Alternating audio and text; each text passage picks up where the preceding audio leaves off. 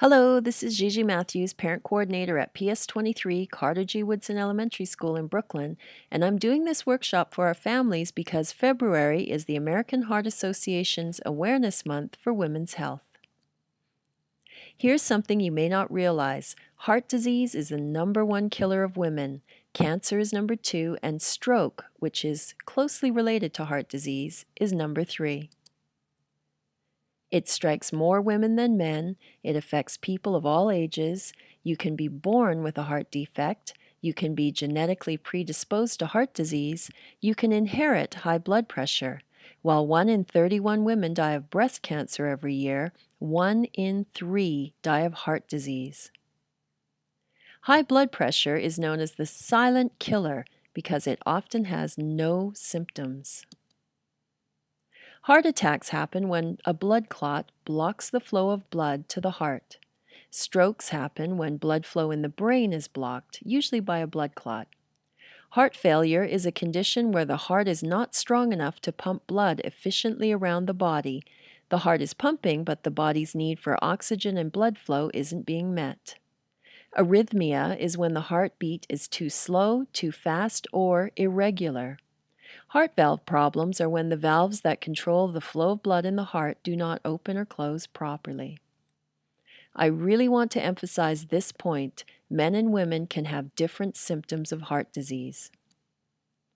Both men and women can have these well-known symptoms: chest pain or pressure spreading to the shoulders, neck, jaw, and arm; shortness of breath, irregular back pain, jaw pain, and nausea. These are less well known but just as significant symptoms. Also, a sudden dizziness or loss of consciousness, a feeling of indigestion or heartburn with or without nausea. If you or anyone around you has these symptoms, here's what to do. Just call 911. Don't waste time trying to contact your own doctor. Don't get a taxi. Don't drive yourself to the hospital. Just call 911 to get to your local emergency room. Why? Because ambulances and fire department vehicles have the personnel and equipment to keep you alive if your heart should suddenly stop beating. If the heart stops, every single minute causes muscle damage to your heart. To survive a heart attack or stroke, every single minute counts. Trust your intuition. Women may only have a set of milder symptoms than the ones I've already described, such as unexplained weakness or tiredness, discomfort between the shoulder blades, or even just a sense of impending doom. Dr. Suzanne Steinbaum, director of the Heart and Vascular Unit at Lenox Hill Hospital here in New York, says, 90% of my women patients who've just had a heart attack tell me that they knew it was their heart all along, that they just had a feeling. So now that we know the different types of heart disease, the symptoms, and what to do about them, here's the good news.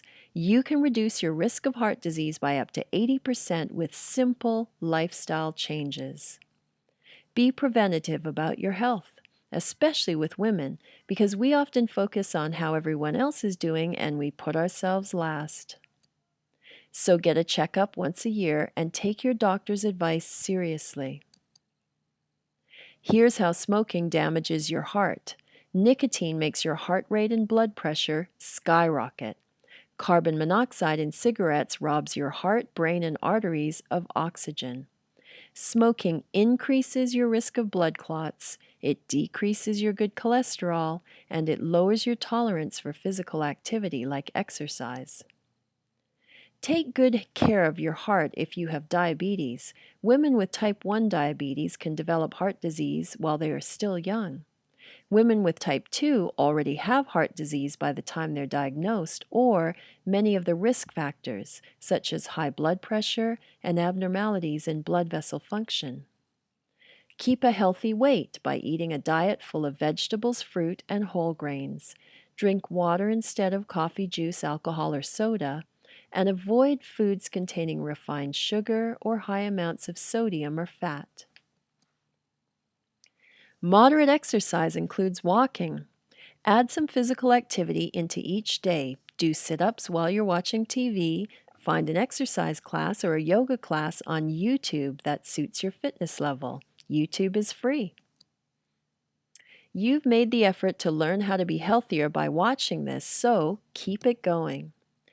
All you need to do is change one bad habit into a good habit once a week, and in a year, you'll be doing 52 good things for your heart and your life. For more information, go online to goredforwomen.org. And thank you very much for watching.